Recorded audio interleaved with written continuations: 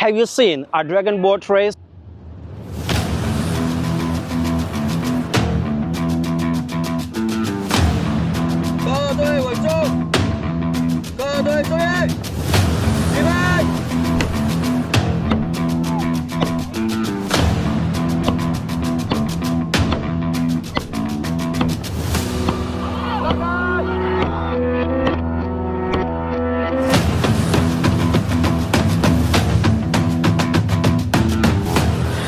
Dragon Boat Festival is a traditional Chinese festival that takes place every year on May 5th of the Chinese calendar.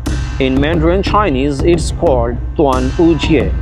According to legend, Chu Yuan, a poet of the Chu state, during the Warring States period committed suicide in loyalty to his country by jumping into Milo River on the 5th of May. So later generations also regard the Dragon Boat Festival as a festival to commemorate Chu Yuan. On the day of Dragon Boat Festival, it has become an iconic custom for people to row dragon boats and eat sticky rice dumplings known as zhongs.